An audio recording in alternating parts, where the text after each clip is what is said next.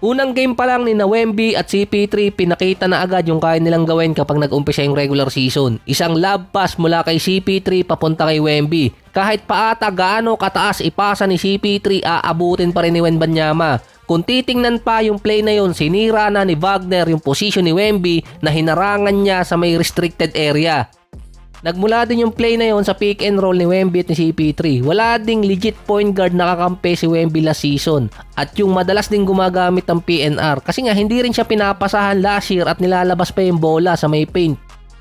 Sa PNR, naging maayos yung sa pagitan ni Wemby at ni CP3. Kaya yung mga fans umaasang mas marami pang lob pa sa mangyayari sa dalawa sa regular season. At least may nangyayari na sa San Antonio pre-season pa lang.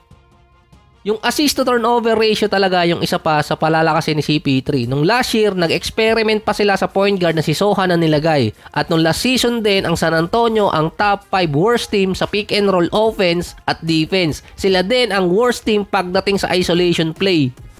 Cheat code pa rin si Wembanyama sa open court. Parang hindi nga lang niya ginagawa yung Malayanis. Sa laki din ni Wemby, kitang-kita agad siya kapag humingi ng bola at open. Hindi pa nga lang din napapasahan ulit dito sa Orlando Magic kapag hindi si Chris Paul. Pero parang decoy na lang din nun si Wembanyama. Ito yung ipapasa sa kanya outside the paint kahit hindi maganda yung position niya at kahit pa open siya. Pero yung isang play doon mula 3-point area papuntang dunk, inabot lang si Wemby ng 3.5 step na walang buwelo. Hindi pa matatawagan ng traveling kahit magmula pa si Wemby sa 3-point area at humakbang siya papuntang paint para gumawa ng layup or dunk. Ang bilang ng traveling sa NBA magmumula sa 0. Kaya yung 3.5 magiging 2.5 na lang para kay Wemby. So sigurado merong hihirit na paano naging 3.5 yung hakbang ni Wemby ay merong pang-4 na hakbang pa siya doon. Kasi yung ika-4 na hakbang ni Wemby, itinaas niya na yung bola para itira. Ang bilang nun sa NBA pag traveling kalahati na. Mali pala statement ko doon, yung bilang kalahating step na. Kaya magtataka kayo minsan si Giannis hindi tinatawagan ng traveling kapag coast to coast play dahil tinataas niya agad yung bola. Loophole yun sa rule ng traveling sa NBA. Iba kasi yung rule nila kaysa sa FIBA.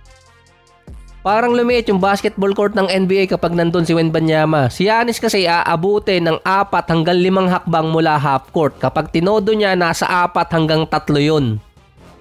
Panalo ang San Antonio kontra Magic. 23 minutes para kay Wemby na merong 11 points, 9 rebounds, 4 assists, 3 blocks at 4 na turnovers. 0 out of 5 pa sa 3-point area si Wemby na parang pinapractice niya yung 3-point shooting niya last year pa.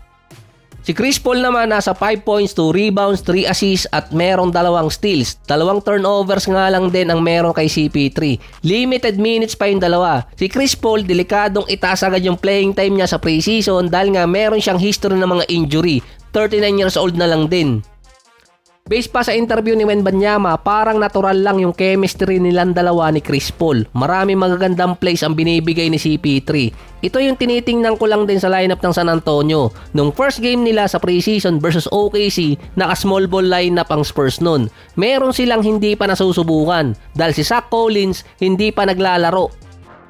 Parang ang lakas ng datingan ni Zach Collins dahil hindi pa nga naglalaro. Pero hindi pa kasi nasusubukan ng San Antonio na ilagay bilang power forward si Wembanyama. Last season, hindi maganda yung rating ni Wemby kapag siya yung primary center ng San Antonio. Nung nilagay siya bilang power forward, tumindi siya sa loob ng paint. Dahil siya pa rin ang primary at secondary shot blocker. Mas nakaagalaw siya. Mas effective din si Wemby kapag power forward at may kasamang ibang sentro.